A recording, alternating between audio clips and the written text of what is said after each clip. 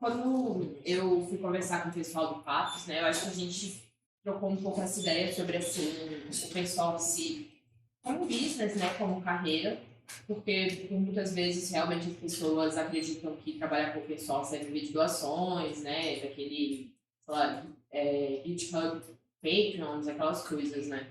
E aí até acho que alguém falou em algum ponto, né, que tipo, é open source por amor, sabe? Sei lá, vivo Bolsa Família, entendeu? Para trabalhar com Linux, ou desenvolvo Linux, tipo, tem um trabalho de manhã e aí à noite eu trabalho com Linux.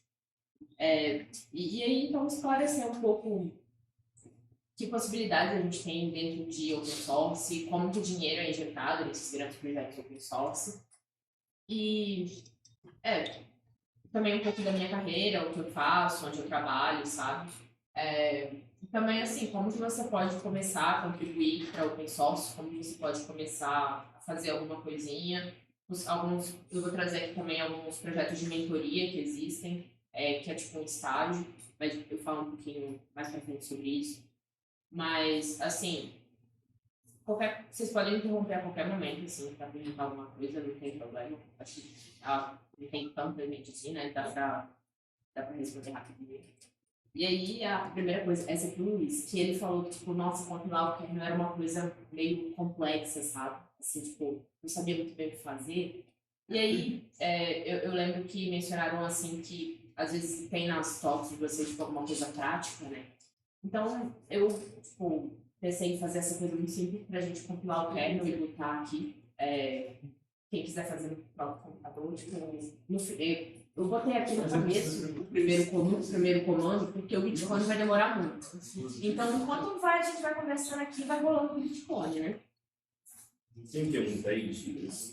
Imagino que sim. Não, 10, não sei. Eu falei também para instalar esse Git, que aí ele vai gerar um QEMUzinho aqui, vai ser rápido, né? Senão a gente ia ter que instalar uma distribuição, configurar o QEMU, ia demorar muito, né? Então, para ser uma coisa super simples, mais rápida, eu botei o Git. Aí, tem disponível em outras distribuições, mas eu botei aí pro Debian, né? E Eu não quero muito falar. não ia fazer isso. Mano, se fosse o meu da pessoal, eu faria, mas se eu da empresa, eu não quero atualizar a versão do grupo. Não tem problema. É porque assim, se fosse por exemplo, um kernel que vai rodar no seu computador, a gente ia demorar um tempinho aqui, porque aí depende da máquina aí de cada um, né? Ia demorar um tempinho aí pra compilar. Beleza, já baixei o aqui. Aí, pra ser uma coisa mais rápida, né, eu botei aí um kernel bem reduzido e tal, né? Mas aí, quando vocês estão baixando aí o kernel, né? Quem eu sou, né, basicamente, eu faço engenharia de computação na USP, né, eu sou 020, estou aí para formar daqui a pouco. Em algum momento, um dia eu formo. E eu participei de alguns projetos de mentoria, trabalhando com open source, por exemplo, o Google Summer of Code, eu participei em 2022, e eu participei pela Xorg Foundation, escrevendo alguns testes unitários para a AMD GPU no kernel. E depois eu fiz é um projeto de mentoria também, mas é tipo um estágio lá na Igalia, que é o Igalia Coding Experience, que eu fiz tanto em 2022 quanto em 2023. Hoje em dia eu atuo como kernel developer na Igalia. Eu sou mantenedora de um driver chamado V3T, que é a GPU da Raspberry Pi 4 e 5. Então eu faço todo esse trabalho de manutenção do Raspberry Pi, da parte gráfica da Raspberry Pi, né? Como vou também trazer um pouquinho mais adiante. E eu já contribuí para vários projetos open source na minha vida aí. Hoje em dia, realmente, no kernel é onde eu tenho a maior parte das minhas contribuições. Eu estava vendo até para a palestra assim, quantas contribuições eu tenho no kernel hoje em dia. Está 189 ao longo desses anos. Eu também já contribuí bastante para o Mesa, porque estamos para fazer interface, né, da parte gráfica e tal. Mas também outros projetos, tipo a LLVM, o Fedora, eu já patentei com o Fedora, eu fiz tradução com o Fedora, no Investor, essas coisas, né? Traduções, bignômios, todo esse tipo de coisa. Falando um pouco assim, em termos geral sobre open source, para a gente pensar um pouco, eu sempre deixo esses slides assim, introdutório sobre open source, mas isso vocês já devem saber, né? É um modelo de desenvolvimento de software vai ser um modelo em que o código-fonte vai estar acessível, vai estar público para todo mundo, pode ser utilizado, e que, assim, você pode modificar, você pode copiar, você pode distribuir, claro, com as licenças, você tem algumas regrinhas para isso, mas, de certa forma, não é proprietário, não é fechado. E acho que uma questão muito importante é a colaboração, porque não existe projeto open source sem uma comunidade em volta dele. Caso contrário, você só está disponibilizando código, né? Mas não é um projeto que realmente se mantém por meio daquela comunidade, que tem uma certa governança, uma forma de organização. E assim, hoje em dia, quando a gente pensa em open source, os exemplos são tantos, mas eu trouxe esses exemplos porque, até pensando no que eu vou falar adiante na palestra, se a gente olha para esses softwares que estão aí, é muito difícil a gente imaginar como a internet funcionaria sem eles, né? Mesmo se a gente for pensar em software proprietário, sei lá, o Google Chrome, ele é baseado no Chromium, que é um software livre. E hoje em dia quase todos os navegadores que a gente usa são baseados no Chromium, né? Tanto o Brave, o Vivaldi, o Edge, todos esses são baseados no Chromium. E é um projeto open source, que tem a governança muito influenciada pela Google, mas assim, é um projeto que qualquer um pode contribuir, o código é aberto. Tem o Firefox, né, que tem sido tipo de polêmica recentemente, mas que também já foi uma super referência assim, na parte de browsers, que também tem a governança da Mozilla, mas é um projeto de código livre. E o Linux, né, eu acho que o Linux, às vezes a gente pensa naquelas estatísticas, né, que Linux é utilizado em 2% das distribuições, dos computadores pessoais do mundo, sabe? Mas, querendo ou não, Linux é basicamente a base de todos os servidores que a gente roda hoje em dia. Tipo, tudo está rodando em Linux. Você pega uma VM na AWS, ela está rodando em Linux, sabe? Então, assim, é uma das grandes bases da internet. Basicamente, tudo que a gente acessa hoje em dia está hospedado em Linux. Python, que hoje em dia IA está super na moda, né? Ciências de dados. E todas essas bibliotecas famosas de ciências de dados são open source. Então, TensorFlow, NumPy, todas essas coisas são open source, que significa que você pode ver como foi implementado, que é muito legal. Mas, assim, vocês também podem colaborar. E pensar que hoje em dia a gente tem utilizado todas essas tecnologias, né, para construir todos esses projetos relacionados com IA. Aquele ali é o símbolo da LLVM, não sei se estão conhecendo, mas do LLVM, tanto quanto também o Linux Chain. Hoje em dia, mesmo se você for pensar no Windows, sei lá, o Windows o kernel do Windows é fechado, é proprietário. Mas eles precisam de um compilador para compilar aquilo, né? E é muito provável que eles utilizem um compilador de código livre, tipo o LLVM ou o GCC, né? Mesmo se você tiver um código proprietário, você vai usar uma ferramenta open source para compilar ele. E ainda o Apache, né, que também é parte fundamental aí de como a internet é fundamentada hoje em dia. E baseado nesses softwares, assim, eu acho que a gente pensando na importância deles para a internet, para diversos business, eu acho muito interessante a gente pensar se essas empresas que têm negócios que dependem desses softwares iriam simplesmente deixar tudo isso à mercê de comunidades, de hobbies, entendeu? De pessoas que estão ali, sabe? Sem nenhum apego, elas contribuem no tempo livre delas. Porque se vocês pensarem, sei lá, Meta, eles têm diversos servidores rodando Linux. Eles têm diversas demandas ali relacionadas ao Linux. Vocês acham que eles iam deixar simplesmente o kernel Linux sendo trocado ali pro virtual, sabe? Tipo, os hobbyistas? Claro que não, né?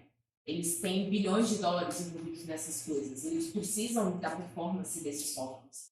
Então, aí a gente já começa a pensar que é bem provável que o open source não seja só uma coisa de voluntários, pessoas que estão ali, que elas têm interesse só na parte da filosofia, da política da coisa.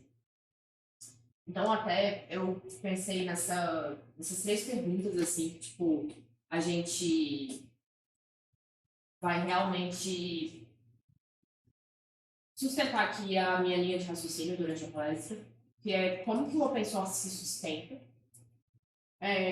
se os contribuidores que a gente que contribuem para esses projetos, eles contribuem só no tempo livre deles, se é um hobby, se eles têm outro emprego. E se realmente é só software livre por amor e o pessoal vai lá e contribui de vez em quando, entendeu? Quando tá afim, como os mantenedores, né? Se eles mantêm o tempo livre, como que isso funciona. Né? E assim, como a maioria das respostas, né, para tudo na vida, a resposta depende para todas as perguntas, né? E a gente vai entendendo um pouco ao longo da nossa conversa aqui porque a resposta depende. Eu trouxe aqui o Open Source Contributor Index, que assim, ele baseia apenas nas contribuições do GitHub, mas já traz alguns dados interessantes, assim, tipo, para a gente ter uma ideia assim, de que empresas estão contribuindo para o Open Source recentemente. Se você ver aqui no topo, a gente já vê tipo, Google, Microsoft, Red Hat, Intel, Amazon, IBM, Huawei, NVIDIA, GitHub, AMD. Tipo, são só empresas muito grandes, né? A maioria daquelas FANGs, né, que falavam antigamente, não sei, mas falam manga, não sei, tipo, elas estão por aqui. Então, assim, a gente já começa a refletir se realmente os funcionários dessas empresas não estão envolvidos no projeto open source, nos projetos open source em geral. E até mesmo esse aqui também é da última release do Linux Kernel, que tem esse excelente site tipo, de notícias sobre o Kernel Linux, que ele faz uma estatística sobre sobre o último ciclo de desenvolvimento, né, então 6.15, e a gente também vê quais foram os empregados mais ativos, né, quais foram as empresas que mais contribuíram para o kernel na última release. E se você ver aqui por change set seria tipo commits. Você vê que se as pessoas que não têm afiliação nenhuma dão 6,4% de todas as contribuições no último ciclo, o que é muito, muito pouco, né? Menos de 10%. Mesmo se a gente juntar eles com os unknown, que são pessoas que a gente não sabe, eles podem ser contractors e estão usando o e-mail pessoal deles, podem estar empregados e estão usando o e-mail pessoal dele, mas digamos que eles não são afiliados a ninguém. Se a gente juntar os dois, dá 15%. Isso significa que todo o resto dos 85% foram contribuídos por pessoas que estão trabalhando profissionalmente no kernel, utilizando o meio de trabalho delas no kernel. Então, eu acho que só nisso aqui a gente já consegue imaginar que, na verdade, para alguns projetos open source, as pessoas que estão ali por hobby são a minoria, não a maioria. E, novamente, a gente já vê empresas gigantescas aqui, né? Tipo a Intel, a AMD, NVIDIA, Huawei, eu acho que Huawei são a Qualcomm, ARM, produtoras de chips, né, de hardware. A gente tem algumas Big Tech, né, tipo Google, Meta, tá aqui, Oracle, Microsoft, IBM.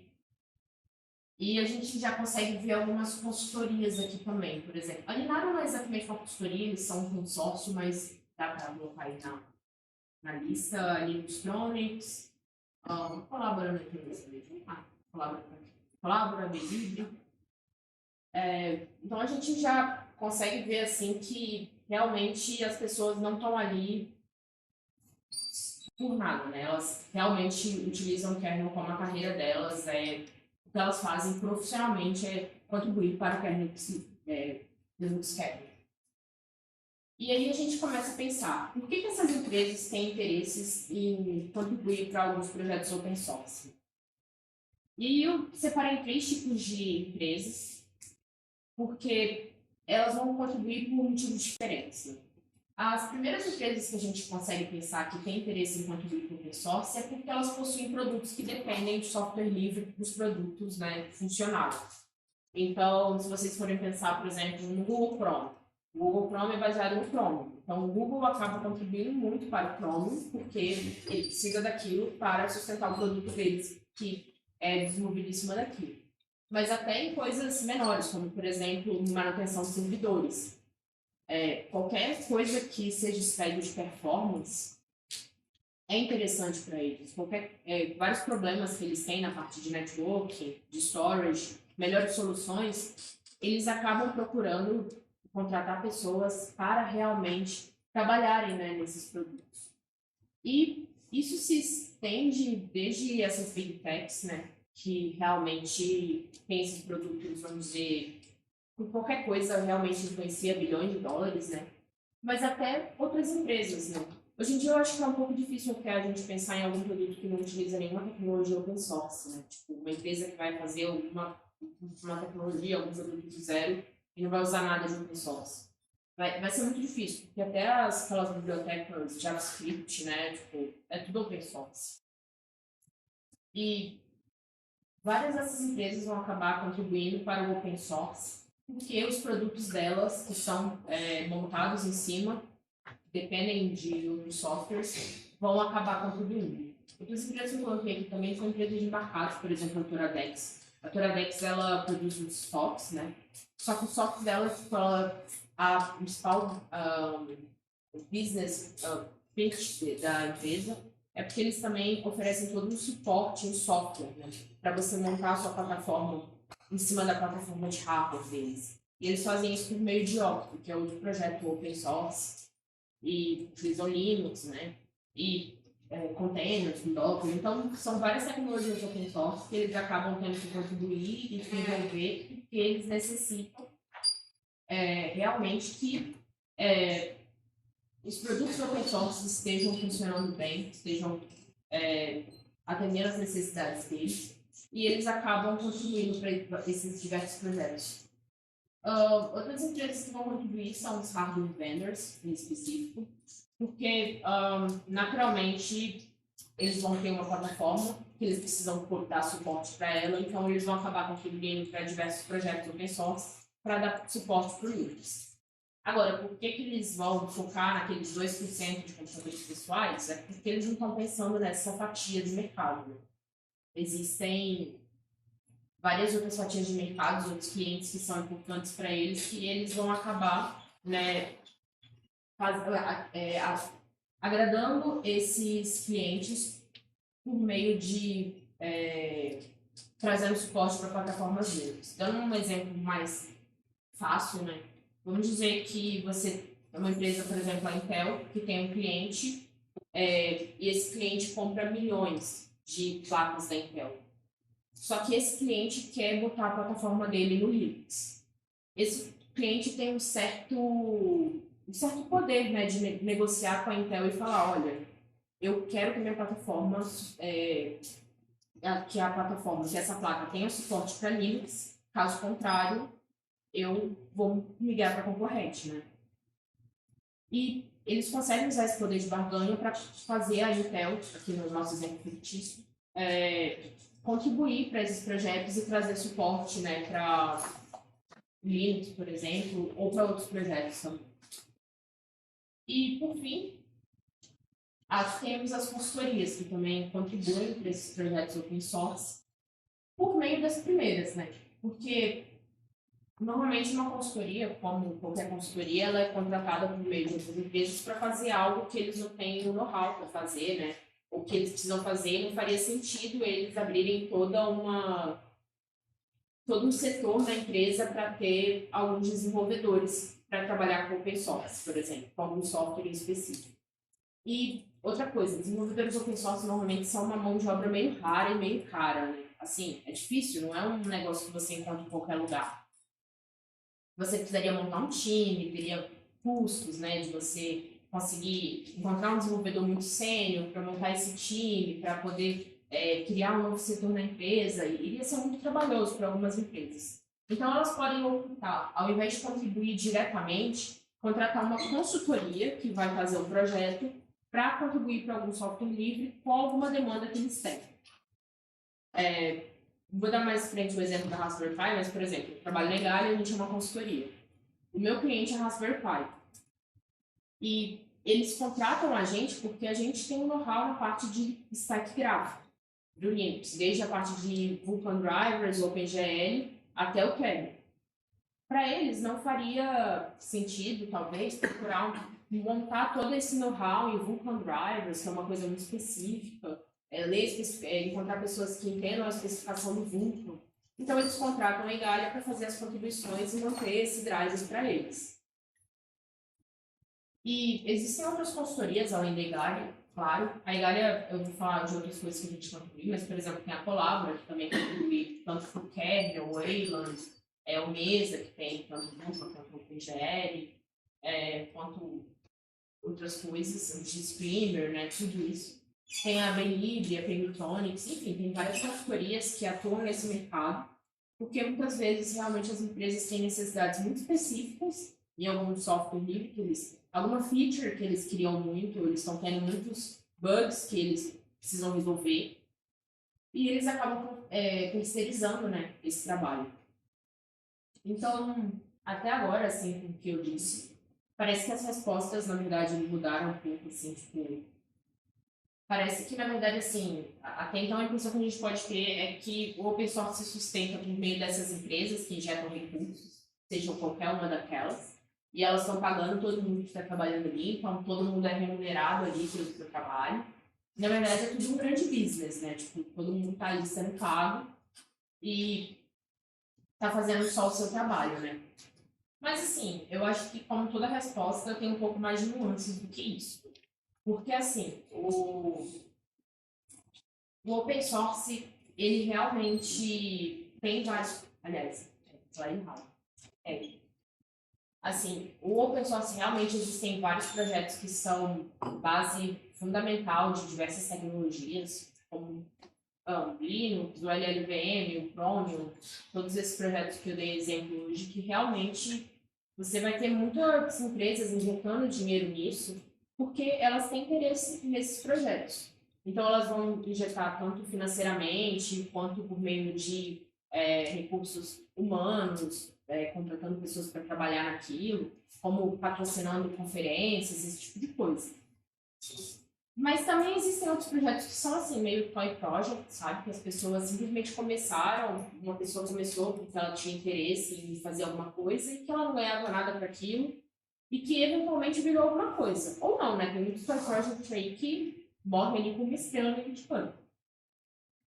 E também tem outros projetos incríveis que, assim, se sustentam só por doações, né? Que os desenvolvedores, eles recebem apenas doações e fazem no seu tempo livre.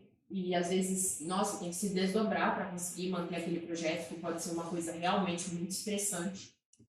Então, o open source, existem carreiras no open source? Existe uma forma de viver profissionalmente? Sim, mas vai depender muito do projeto que você quer mexer, do que você tem interesse de mexer. Em que projetos você tem interesse. E não é todo mundo que realmente está, sei lá, nadando em dinheiro. Todos os desenvolvedores open source que, nossa, estão milionários. Existem também alguns que estão precisando da nossa ajuda. Então, até, assim, é muito legal quando a gente doa para os nossos projetos favoritos, assim. Eu, particularmente, tenho alguns projetos que eu sou muito fã, por exemplo, o Logsec, não sei se vocês já ouviram falar. Eu uso ele sempre como note-taking app, é o aplicativo que eu uso para fazer todas as minhas notas. E ele é open source, então é um aplicativo que eu sempre escolho para doar todo mês, porque é um projeto que eu acho interessante, que eu acho importante ter open source. E cada um vai ter aí seu projeto. Eu tenho amigos que contribuem para o LibreOffice mensalmente, porque eles acham que é relevante. É interessante, tipo, pensar assim, que também é importante para alguns projetos a gente ajudar indivíduos, porque pode ser um trabalho bem estressante mesmo. E, assim, se existem contribuidores que contribuem só no seu tempo livre, também tem. Existem alguns contribuidores que, assim, são 100% remunerados e que contribuem só no seu horário de trabalho. Isso é verdade. Hoje em dia, por exemplo, eu acho que eu entro nessa categoria. Eu não tenho mais tanto tempo para contribuir no meu tempo livre, como eu tinha no começo. Mas também existem pessoas que contribuem como hobby, como voluntárias. Tipo, pode ser uma mistura dos dois também. Eu tenho vários colegas de trabalho que são kernel developers e à noite eles são Debian developers, sabe? Eles ficam mantendo pacote de Debian. Depende do que cada um faz como seu hobby, né? Então, se você quiser continuar depois do expediente de computador, também pode ser o seu hobby. Mas também existem pessoas que contribuem só no seu tempo livre, que têm outro emprego e que estão ali contribuindo, ajudando no seu tempo livre. Isso também é válido e, assim, não é, novamente, não é todo mundo que está aí nadando em dinheiro. A gente também tem que analisar o contexto do projeto, né? E se é software livre por amor, eu diria que sim, até. Porque eu sei que falando assim, carreiras em open source pode ser uma grande oportunidade profissional e tal. Mas eu acho que se você for só buscando a parte financeira ou a parte, tipo, dinheiro, sabe? Eu acho que você talvez acabe se frustrando um pouco no processo. A maioria dos desenvolvedores open source que eu conheço assim, tudo bem que a maioria dos desenvolvedores que eu conheço são Founder Developers ou Fedora Developers. Mas todo mundo é muito apaixonado, assim, por open source, assim. Eu vejo que todo mundo acredita que realmente isso é uma coisa importante, sabe? E a gente começou porque achava legal. E aí isso acabou virando uma profissão. A gente não correu atrás disso porque, nossa, vai dar muito dinheiro e eu vou ficar milionário, sabe? E eu acho que isso acaba influenciando muito, assim. Eu acho que tentar procurar uma carreira em open source, de certa forma, é muito querer fazer coisas legais. E ficar empolgado em fazer coisas legais sempre. Porque esses projetos estão sempre mudando, tem comunidades muito bacanas, pessoas que entendem muito mais que você, desenvolvedores muito experientes, e você vai estar sempre aprendendo e sempre com aquela sensação de, tipo, nossa, eu não sei o suficiente. E isso que faz tudo ser divertido, né? Senão seria só mais um emprego. Tá, agora eu vou falar um pouco da minha carreira em open software livre, assim, como que eu acabei virando desenvolvedora, no final das contas, assim, como que eu acabei virando kernel developer, né? Aqui eu botei, assim, os dois commits, tipo, esse aqui foi meu primeiro commit no kernel, de outubro de 21. Eu até estava contribuindo com o meu e-mail da USP, não sei porque eu fiz isso. Mas, assim, foi meu primeiro commit no kernel e, basicamente, eu comecei a contribuir com o kernel só porque todo mundo falou que era muito difícil, que não dava para fazer, sabe? Todo mundo falou, tipo, sei lá, todo mundo que eu conhecia me falava, não, porque contribuir com o kernel é uma coisa impossível, sabe? O Linux vai te bater, sabe? Vai te xingar na lista de e-mail. O pessoal é muito grosso por lá, você vai ser chutado, xingado e tal. E então eu falei, não, é muito difícil, então eu vou fazer isso aí. E no final eu comecei a contribuir como um hobby, tipo, realmente. Eu nem sabia que dava para virar profissional com isso, né? Eu não tive uma palestra sobre falar e tal. Ninguém me falou isso. Então, e aí, eventualmente, eu acabei conhecendo outras pessoas, né? Tipo, eu conheci o LK Camp, por exemplo, que era uma extra que tem lá em Campinas, né? Sobre Linux kernel. E conheci alguns desenvolvedores que trabalhavam com kernel, alguns que estão até hoje em dia na Itália. E depois disso, eu realmente botei como meta que, tá, eu quero que minha carreira, eu quero virar kernel developer. Eu gostei de fazer isso e é o que eu quero fazer profissionalmente a partir de hoje. E depois disso, assim, eu conheci outros brasileiros que contribuíam no kernel. Um deles ia mentorar um projeto para o Google Summer of Code em 2022. Ele trabalhava na AMD, hoje em dia ele está trabalhando na Engalha, né? Mas ele trabalhava na AMD, então o projeto era para fazer testes unitários para a placa de vídeo da AMD, a AMD GPU. E foi o meu primeiro, foi o projeto que eu mentorei que eu fiz no GSoft, e foi assim, uma coisa que transformou minha vida porque eu comecei a contribuir ativamente para o Linux, e agora eu estava sendo parcialmente remunerada, assim, né, com a bolsa do Google, e depois disso eu tive a oportunidade de fazer um estágio na Engalha, né, o primeiro Coding Experience, e o segundo, e no final das contas eu acabei sendo contratada. Depois eu fui contratada em 2023, junho de 23. E esse aqui é o último commit que eu mandei, assim, o último commit que foi aceito, na verdade, de 18? Do dia 18 do 6 agora. Foi a última coisa que eu mandei.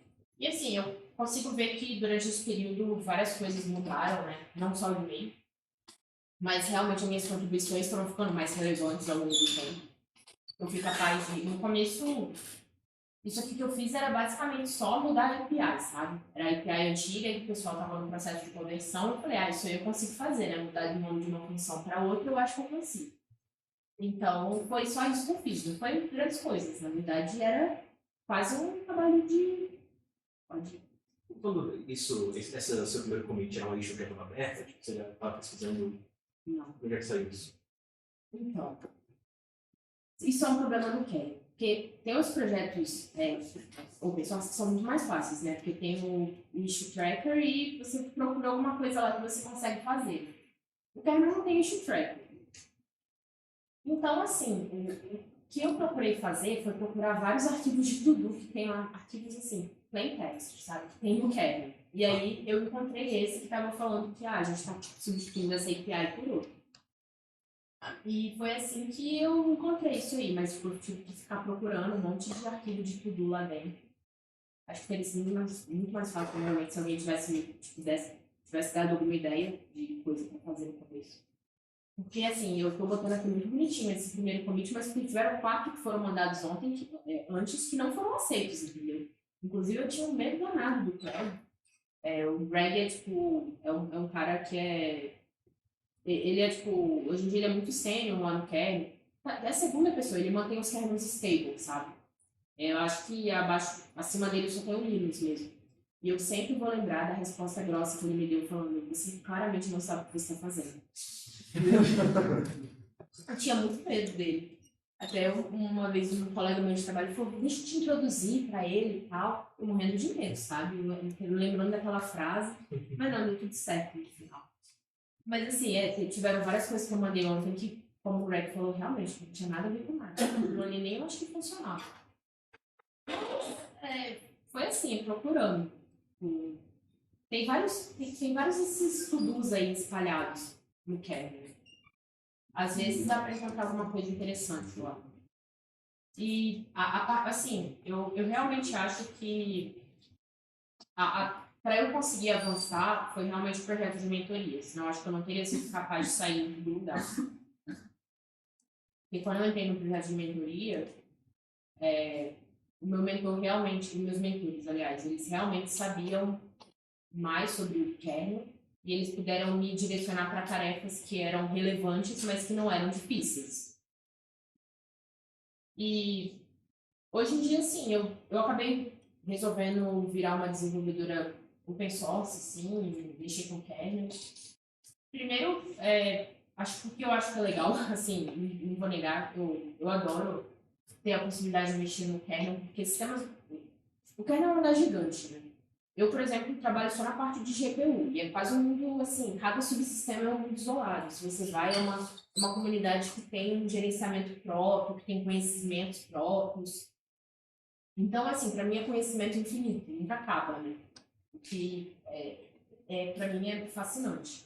Então, eu acho muito legal. Eu acho que eu também, assim, para mim, um dos principais pontos é a filosofia. Eu realmente tenho orgulho de poder falar que eu trabalho com software livre, que eu não trabalho, sei lá, com uma big tech aí que tá, sabe, pegando meus dados, entendeu? Todas as questões de privacidade. Eu fico um pouco... Eu tenho essas reticências, né? Tenho até amigos que trabalham nessas big techs, mas é que, assim, realmente, me dá mais orgulho poder falar que eu trabalho com software livre, que realmente eu não estou roubando os dados de ninguém no processo, que eu posso botar a minha cabeça no travesseiro à noite e dormir em paz, sabendo disso. Bom, mas se eu fosse tudo, eu fui passado. Não, mas assim, também tem coisas legais pra fazer no Wikipedia. Só porque realmente. Ganhar dinheiro. Tipo, ganhar dinheiro. Realmente. Mas assim, até nessa parte de ganhar dinheiro, era até o próximo tópico que estava aqui. Eu não vou pensar hoje em dia porque eu ganho em euro e moro no Brasil. Então isso também é maravilhoso. Assim, é um trabalho 100% remoto. Eu trabalho como PJ, o que também é vantajoso, assim, em questões tributárias, digamos assim. Então, ser desenvolvedor pessoal, na verdade, me deu uma vida que eu não fazia a mínima ideia, assim, de que eu podia ter. Eu não achei que eu ia conseguir poder ter uma estabilidade financeira tão grande quanto eu adquiri hoje em dia, sem ser desenvolvedora, assim, do kernel. Assim, eu tenho horários muito flexíveis, também trabalhando como kernel developer, porque tem kernel developers trabalhando 24 horas por dia, né? Então, assim, não importa qual das 24 horas eu estou resolvendo trabalhar. Então eu tenho um horário muito flexíveis, eu tenho um horário muito bacana, eu trabalho com alguma coisa que eu gosto e eu adoro a comunidade do Kernel, sabe? Eu sei que tem muitas polêmicas envolvendo a comunidade do Kernel, mas assim, no geral eu adoro a comunidade, eu adoro ir para as conferências. Ser Kernel Developer me deu a possibilidade de conhecer vários países que eu não achei que eu iria conhecer, sei lá, com 23 anos de idade. Hoje em dia é uma coisa assim que, poxa, eu não achei que eu ia ter tantas oportunidades legais se eu não fosse Kernel Developer. A primeira vez que eu viajei para uma conferência, eu ainda era estudante e quem pagou, na verdade, foi a XOR Foundation. Eu não tinha nenhum vínculo empregatício com ninguém. Foi depois do meu GSOC, né, do Google Summer of Code. E, poxa, mano, sei lá, eu fui para Minneapolis, nos Estados Unidos, pagaram tudo para mim, estadia. Eu nunca achei que eu iria conhecer, sei lá, Minneapolis. Tudo bem, Minneapolis não é grande coisa. Mas é onde está a casa do príncipe. Eu não sei se alguém gosta do príncipe, mas é onde está a casa do príncipe. O príncipe. É tipo o Michael Jackson. É tipo o Michael Jackson, só que muito mais legal. Ele ama, se você falasse isso pra ele, realmente. Eu poderia fazer uma apresentação do príncipe fácil. É a próxima. Mas assim. Flash Talk, porque o príncipe é melhor que o Michael Jackson. Então, assim, poder conhecer esses desenvolvedores muito seniors, poder ir para esses lugares muito legais e conversar com pessoas, tipo, completamente, nossa, que têm experiências incríveis, é uma das coisas que eu também amo sobre o fato de eu ser Kernel Developer. E não só Kernel, por exemplo, tem um amigo meu também, ali também fez a Anticomp. Ele é Debian Developer. Ele começou a contribuir no Debian com traduções. E, mano, todo ano ele vai pra Mini DebConf e a Debian que paga, sabe? Porque ele tem talk lá, ele tem coisa pra mostrar. Então ele, sei lá, já foi pra Índia, pra Coreia do Sul, esse ano ele vai pra França, ele dá a volta aí no mundo sendo Debian Developer também, então é uma coisa bem legal. E assim, onde eu trabalho em específico hoje, eu trabalho numa empresa chamada Igalho. A gente é uma consultoria open source. A gente também tem um fator que a gente é uma cooperativa, mas eu decidi não entrar muito nisso aqui hoje porque acabaria gastando muito tempo. Mas a gente é uma cooperativa de software, uma cooperativa de trabalho. A sede é na Espanha, em A Coruña, fica no norte da Espanha. E a parte que eu vou me focar mais é o que a gente faz, né, na parte de business, não tanto como a gente se organiza. Não é uma empresa muito grande, é uma empresa, atualmente a gente está com 150 pessoas, mais ou menos. Mas a gente tem algumas contribuições super relevantes e muito interessantes, assim, para tudo mesmo, né? Então, a gente presta consultoria para diversas tecnologias, por exemplo, Chromium. Teve uma época, acho que foi em 2019, que, para vocês terem ideia, a Igalia foi a segunda maior contribuidora para o Chromium atrás do Google. Então, o Google veio primeiro, a Igalia foi a segunda. Então, a gente realmente é uma powerhouse, assim, em questão de consultoria para browsers.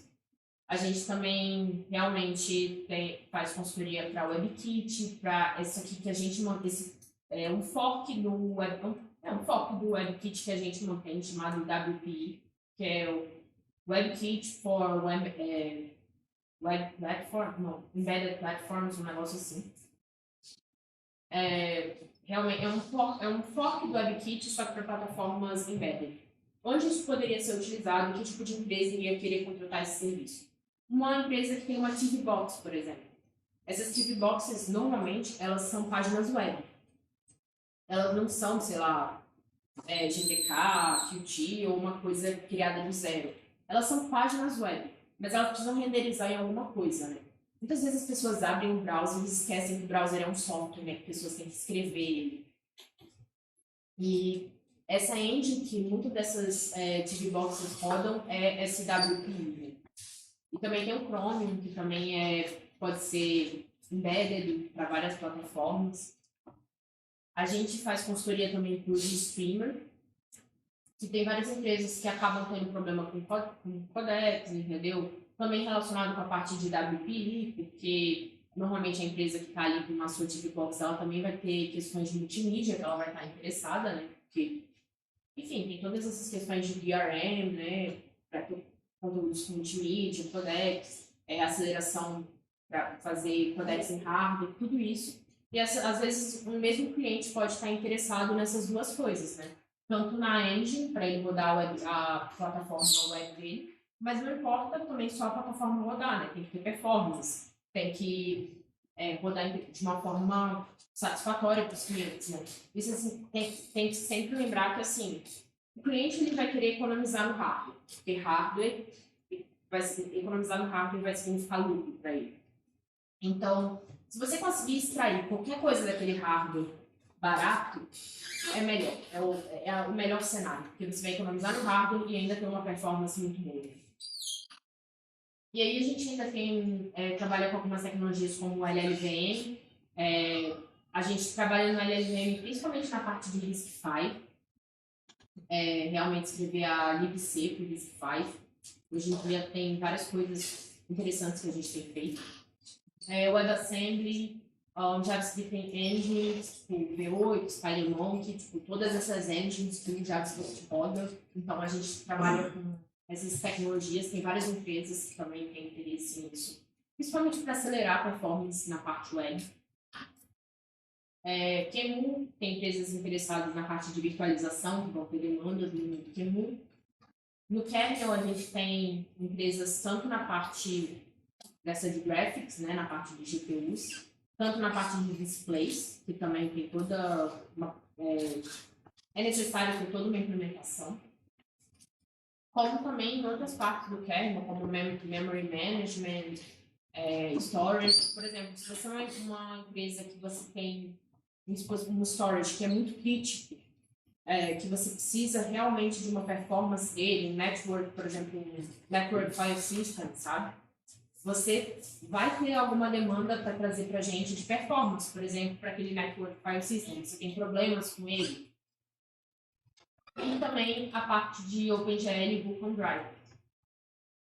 Hoje em dia a gente mantém os drivers, tanto do OpenGL quanto do Vulkan da Raspberry Pi, mas a gente também mexe, por exemplo, com um driver que é open source para os Qualcomm Arduino, que é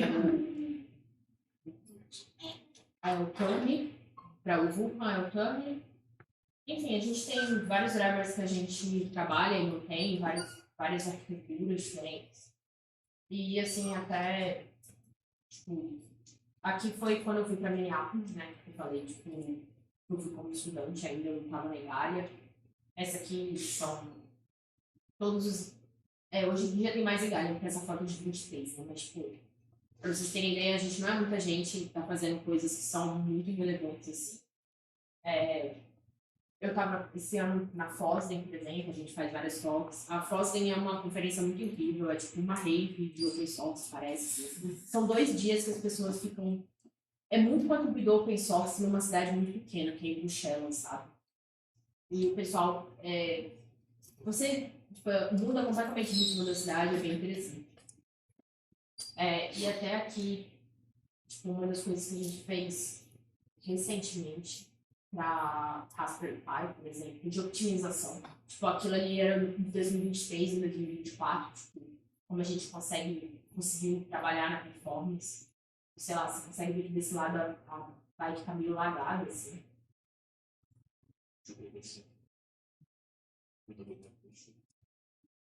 E eu acho que desse lado. Então a gente faz todo esse trabalho, assim, tipo, na parte de dados gráficos. Esse trabalho específico foi tanto na parte do Kaggle, como também na parte de OpenGL. Tipo, a gente fez optimizações em ambas as fronts para poder ter uma melhora significativa na performance. Não é que, nossa, agora você vai poder jogar jogos AAA na Raspberry Pi, mas é porque isso aí nunca foi esperado desse hardware. A gente só está tentando tirar o máximo que ele consegue, né? E assim, alguns dos nossos clientes eu acho que mais interessantes assim, para trazer para vocês, só para vocês terem ideia de que tipo de serviço, né? Tem a Raspberry Pi, que eu já falei bastante, porque é o projeto que eu trabalho principalmente. E a gente faz tudo na parte da stack gráfica, desde a Raspberry Pi 1 até a Raspberry Pi 5. Eu mencionei mais a 4 e 5 porque a 4 e 5 elas têm uma GPU diferente da Windows 3 e da Windows 3. E a GPU da Raspberry Pi 3, por exemplo, ela não tem suporte para VUCA, ela não dá suporte para VUCA. Então, a 4 e a 5 são mais interessantes, porque a gente tem um VUCA driver que a gente escreveu do zero e é completamente open source, tá na mesa. A Raspberry Pi 5 também, que lançou em outubro de 23. E um outro cliente que eu ainda não havia mencionado, que era a Valve, que a gente faz consultoria para a Valve porque eles têm, né, esse produto aí, então, talvez alguns de vocês conheçam, que é o Steam Deck. O Steam Deck, ele roda Linux, né, ele roda o Steam OS, e a Igali ajudou a fazer várias features, né, que o Steam Deck tem, por exemplo. Então, até quando a gente, por exemplo, não sei se vocês lembram, mas foi ano passado, retrasado, que lançaram o Steam Deck OLED, que antes era o Steam Deck padrão. Para o Steam Deck OLED existir, era necessário ter HDR no Linux, o que não era uma coisa que tinha open source em Linux para a AMD GPU. Quem implementou isso foi uma desenvolvedora da Igalia. Ela realmente fez todo o desenvolvimento da pipeline de cores, entendeu, no kernel, e teve uma integração com a parte do user space, né? Tudo isso, a gente tem ajudado, né, a fazer essa plataforma, trabalhos de sincronização para você ter compatibilidade com o Proton, por exemplo, tem algumas syscalls e algumas APIs no kernel que não tem um equivalente muito parecido no Linux. Então, às vezes, a gente tem que ir lá e implementar, como, por exemplo, Fulltext 2. Recentemente, a gente também fez suporte para um escalonador dinâmico, assim, no kernel. Esse escalonador, ele ajuda a priorizar workloads relacionados à GPU. É um Minimal Latency Critical Scheduler, que é uma forma diferente de scheduling que a gente também implementou para o Steam Deck. Então, a gente tem várias linhas de trabalho ajudando o Steam Deck a ter uma performance melhor, a ser um produto melhor. Tudo isso aí com a Valve, né, podendo sustentar, né, todo esse desenvolvimento ao redor do Steam Deck. E, assim, por que vocês poderiam gastar o tempo de vocês contribuindo? Eu acho que a motivação ela pode ser diferente. Nem todo mundo aqui talvez está a fim de virar um desenvolvedor open source para o resto da carreira, mas assim, pode ser interessante, quando a gente é estudante, contribuir para o open source. Eu acho que assim, a questão de melhorar o seu currículo às vezes pode interessar muitos de vocês, porque às vezes a gente está procurando um emprego e é difícil a gente provar que a gente tem tais habilidades, né?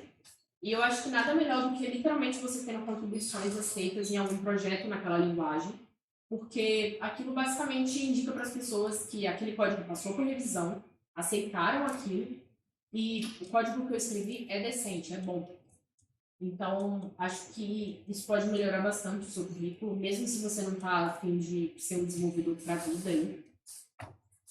Eu acho que a questão de aprendizado também é muito interessante, porque você vai entrar em contato com uma base de código muito grande. Na graduação, normalmente, a gente está sempre com aquelas bases de código, que nem não é base de código, né? A gente escreve um projeto do começo, no máximo tem, sei lá, 1.500 linhas. Quando você vai para um projeto open source, cara, vai ser, às vezes, milhões de linhas que você vai estar trabalhando.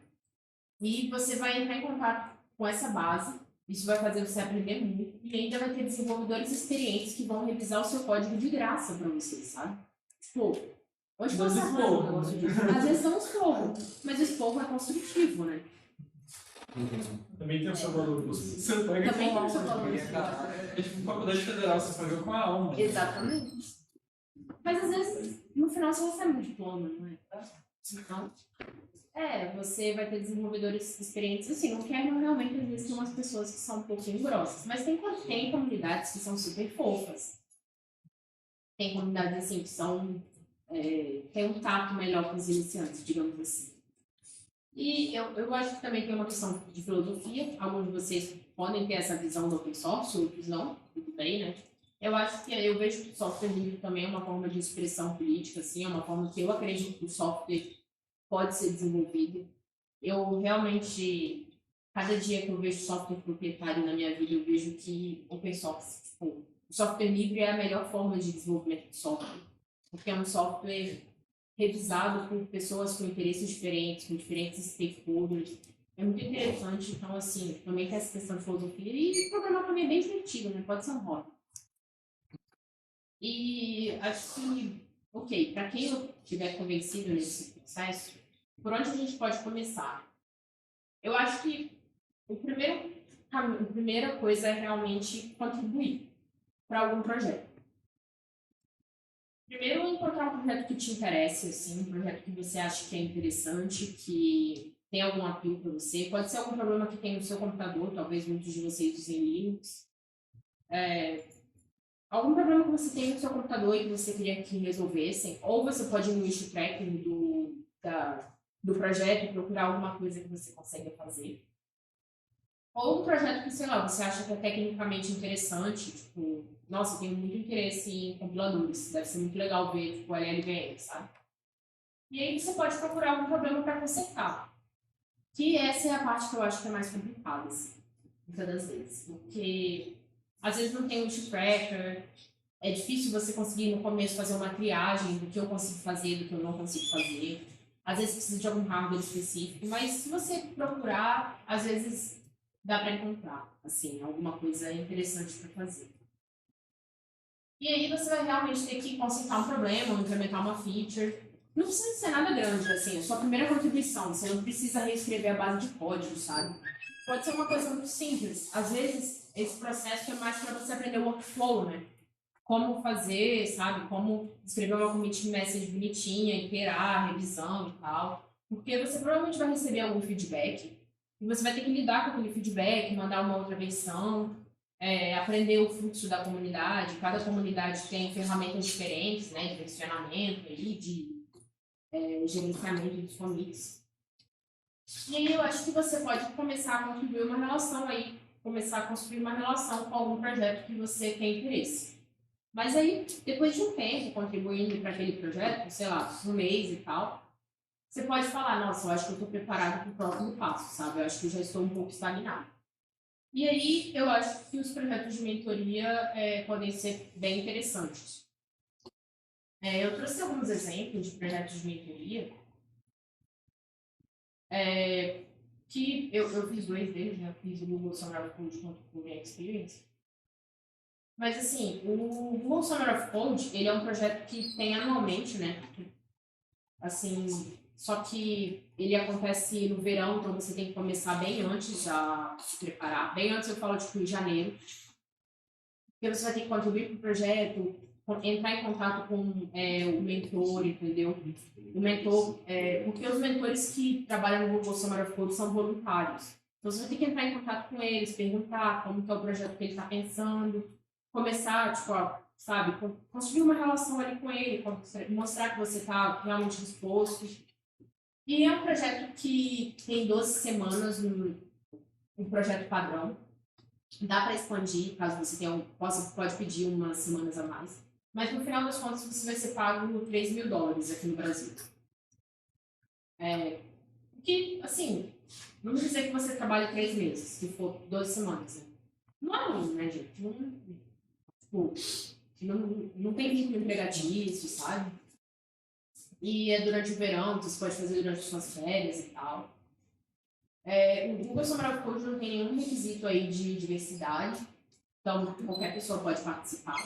E tem muitas organizações, tem organização, tipo, de tudo qualquer interesse. Vai desde, sei lá, bibliotecas científicas, até distribuições Linux, coisa de IA, kernel, tem literalmente interesses aqui no Google Summer of Code para qualquer pessoa. Tem o Outreach. O Outreach, ele é um projeto também de 12 semanas, só que ele tem como público-alvo de pessoas que participam de alguns grupos que foram negligenciados aí durante a história, né, na área de tecnologia. Então, é um projeto principalmente para mulheres, para pessoas que têm LGBTQI+, pessoas enfim, qualquer grupo, minoria social que tem algum diferencial. O Outreach ele é ofertado 2 vezes ao ano, tanto no verão quanto no inverno. Então, por exemplo, se você começar a se preparar hoje, você ainda pode fazer o Outreach no final do ano. E é a mesma coisa, você tem que sempre chegar lá antes, entrar em contato com os mentores, ver os projetos. Não dá para chegar no dia para se inscrever. Tem que chegar antes de abrir as vagas para se inscrever. Se alguém tiver interesse, depois meu contato está no final da talk, que aí eu explico direitinho, né? Como faz assim para realmente você ter uma aplicação bem sucedida.